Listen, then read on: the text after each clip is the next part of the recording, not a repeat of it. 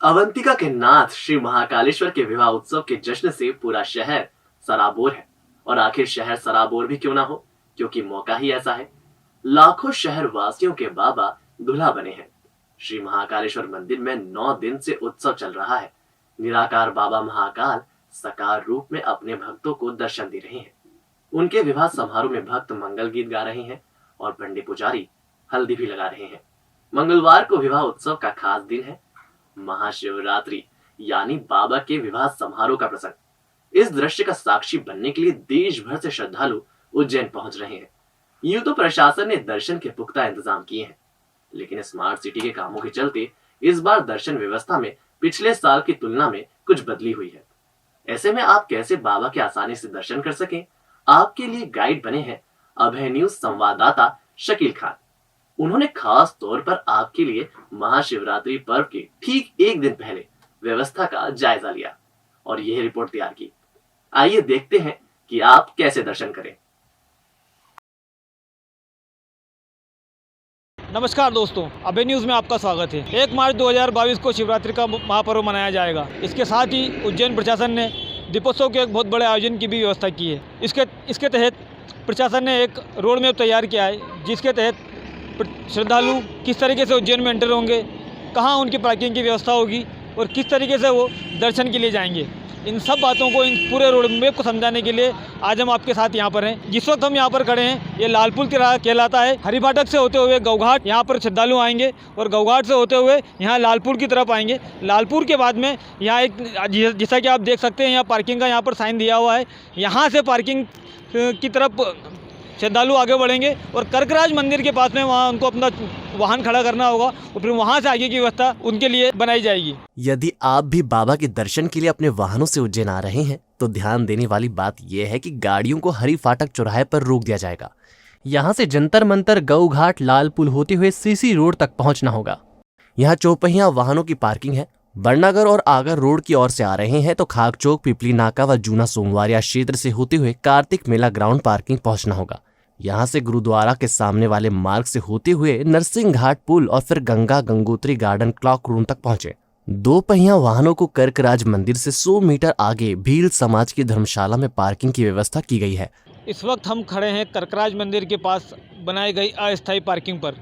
जी हाँ दर्शकों, यहाँ आपको अपने वाहन खड़े करने हैं। जिस तरीके से आप मेरे पीछे देख रहे हैं, यहाँ पर प्रशासन ने कई तरह के काउंटर भी बनाए गए हैं, जहाँ पर दिव्यांग वृद्धजन, लड्डू भोग प्रसाद और इसी तरह के अन्य कई काउंटर भी आपकी सहायता के लिए बनाए गए हैं, जहाँ पर आप अपनी आवश्यक सहायताएं ले सकते हैं। इसी के साथ आप यहाँ मेरे पीछे देख सकते हैं, यहाँ अपने वाहन को पार्क करने के बाद श्रद्धालु यहाँ से निकलकर आगे चलेंगे और आगे चलने के बाद यहाँ इलेक्ट्रिकल व्हीकल की व्यवस्था की गई है। यहाँ से श्रद्धालु इलेक्ट्रिकल व्हीकल द्वारा जूता स्टैंड तक जाएंगे, जहाँ पर वे अपने जूते और सभी अपने जो है चरण पादुकाएं उतार कर और फिर आगे की ओर बढ़ेंगे। आप यहाँ से पैदल या ई रिक्शा के जरिए करीब आधा किलोमीटर तक चलने के बाद गंगा गंगोत्री गार्डन पहुँचेंगे। गंगोत्री गार्डन में बने जूता स्टैंड पर अपने जूते रखकर जैसे ही आप आगे बढ़ेंगे तो गंगोत्री गार्डन के साइड से होता हुआ एक रास्ता आपको आगे लेकर चलेगा। जैसा कि आप यहाँ देख सकते हैं, एक ब्लू कलर का कारपेट बिछाया गया है। इस ब्लू कलर के कारपेट के सहारे आप आएंगे और यहाँ नूतन स्कूल के सामने से होते हुए, रुद्रसागर के सामने होते हुए फिर आपको प्रवेश द्वार तक पहुँचेंगे, जहाँ पर कि सामान्य और VIP दर्शन दोनों के लिए अलग अलग व्यवस्था की गई है। पार्किंग स्थलों से क्लॉक रूम तक दिव्यांग, वृद्ध तथा बच्चों को पहुंचाने के लिए करीब 800 ई रिक्शा तैनात रहेंगे। क्लॉक रूम में कीमती सामान रखने की व्यवस्था की गई है। जूता स्टैंड भी यहीं बनाया गया है। कर्कराज मंदिर पर वाहन पार्क करने के बाद आपको वहां से ई कार्ड मिलेगी। ई कार्ड से आप यहाँ जूता स्टैंड तक आएंगे, जो कि गंगोत्री गार्डन पर बनाया गया है। यहाँ आप देख सकते हैं कि प्रशासन ने काफ़ी अच्छी व्यवस्था आपको जूते रखने के लिए की गई है। यहाँ पर आपके जूते, चप्पल, सैंडल आप यहाँ रख सकते हैं। यहाँ से आपको एक टोकन दिया जाएगा, आपके जूते रखे जाएंगे, उसका एक टोकन दिया जाएगा। साथ ही साथ में यहाँ एक 2 काउंटर और बनाए गए हैं, जहाँ आकस्मिक चिकित्सा और शीघ्र दर्शन काउंटर के लिए आपको 250 रुपये की रसीद की भी व्यवस्था की गई है। यहाँ से जो व्यक्ति शीघ्र दर्शन करना चाहते हैं, वे 250 रुपये की रसीद लेकर यहाँ से दर्शन करने के लिए आगे बढ़ सकते हैं। साथ ही आकस्मिक चिकित्सा में अगर आपको यहाँ पे कुछ परेशानी है तो यहाँ पर आपके लिए डॉक्टर्स और सभी वॉलंटियर्स यहाँ उपस्थित रहेंगे। यहाँ आप अपना चेकअप करा सकते हैं। इसके बाद जो है कि यहाँ से श्रद्धालुओं को पैदल मंदिर की ओर जाना होगा। तो आइए यहाँ से वो आपको हम लेकर चलते हैं, किस तरीके से श्रद्धालु पैदल मंदिर तक जाएंगे, कहाँ कहाँ इसके आगे का रूट रहेगा। अब गार्डन के बीच से होते हुए आपको चारधाम मंदिर की तरफ जाने वाले रास्ते पर कतार में लगना होगा। श्रद्धालुओं को धूप नहीं लगे इसके लिए शामियाना लगाया गया है। जूता स्टैंड पर जूते रखने के बाद नूतन स्कूल और रुद्रसागर के सामने से होते हुए अब हम यहाँ पहुँचे हैं जहाँ से आप अब मंदिर में जाने के लिए प्रवेश करेंगे, आगे बढ़ने के लिए प्रवेश करेंगे। यहाँ प्रशासन ने 2 अलग अलग लेन बनाई हुई हैं आपकी सुविधा अनुसार। एक सामान्य दर्शन जो है, सामान्य दर्शन के लिए एक अलग द्वार बनाया गया है। इसी के साथ जो शीघ्र दर्शन है, शीघ्र दर्शन के लिए 250 रुपये का जो आपके पास जो पास रहेगा, उस पास के लिए एक अलग व्यवस्था बनाई गई। दोनों ही लेन पर आपको यहाँ से आगे बढ़ेंगे और आगे बढ़ने के बाद फिर यहाँ आप शंख द्वार से होते हुए फिर अंदर मंदिर में प्रवेश करेंगे। तो आइए अब आपको लेकर चलते हैं कि जिस शंख द्वार तक जहाँ से आप दर्शन करेंगे। दर्शन व्यवस्था को प्रशासन ने 3 हिस्सों में बांटा है। इसमें आम दर्शनार्थी, रसीद वाले और प्रोटोकॉल वाले। चारधाम मंदिर के सामने से कतार लगेगी और तीनों के बैरिकेड्स अलग अलग होंगे।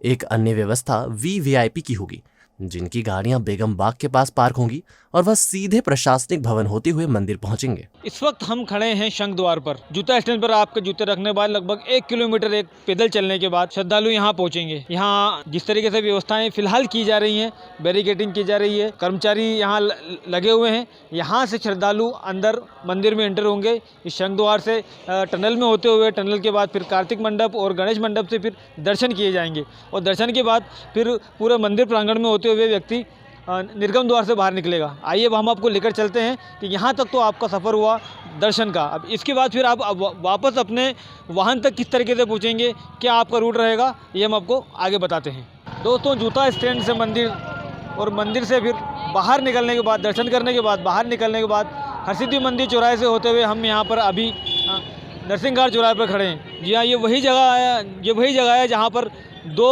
पॉइंट के मिलने की संभावना है। पीछे से आप देख रहे हैं कि यहाँ पर मंदिर से दर्शन करके श्रद्धालु बाहर निकल रहे हैं और ये जो रास्ता इस तरफ दिखाई दे रहा है, ये रास्ता नरसिंह घाट के पुल से आ रहा है, जहाँ से कि बड़नगर और नागदा से आने वाले श्रद्धालु प्रवेश करेंगे।